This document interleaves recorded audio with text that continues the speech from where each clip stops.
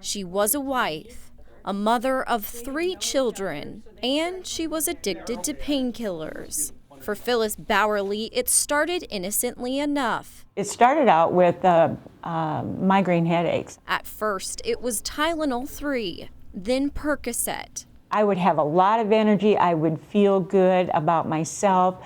I felt like I could accomplish anything. Bowerly said when she stopped taking the pills, she felt depressed. So she started using again. Her addiction became stronger. I'm not going to lie. I did a lot of things that were illegal.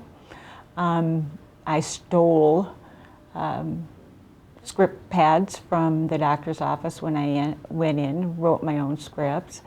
There were times that I would call and pretend to be the nurse and would call the pharmacy. Phyllis was so desperate for the painkiller, she was getting the pills from 7 pharmacies and 5 doctors. And she was willing to steal and sell anything to feed her addiction. I was taking money from my family to buy them. I had sold my husband's gun collection. I had sold my husband's coin collection. Scared that she might die if her addiction continued, Phyllis checked herself into the Keystone Treatment Center in 1985. For me, it was a God thing.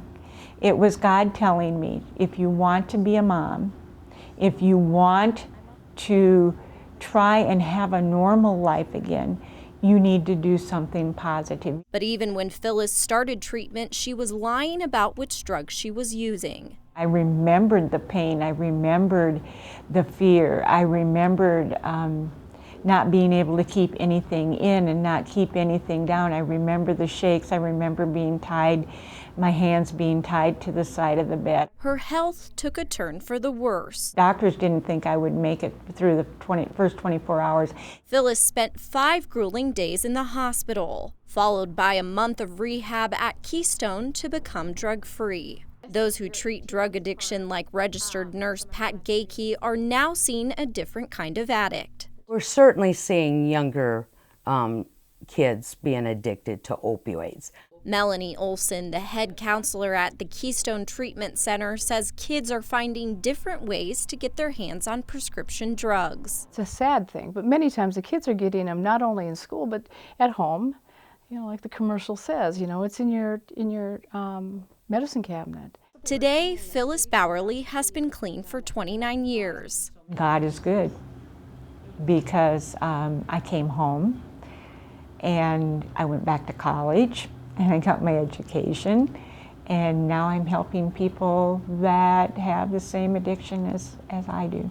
Phyllis admits she's still an addict, but says she'll never go back to her old life. Could I stop and start over again? Probably. Do I want to stop and start over again? Absolutely not. London Swan, KDLT News, Marion.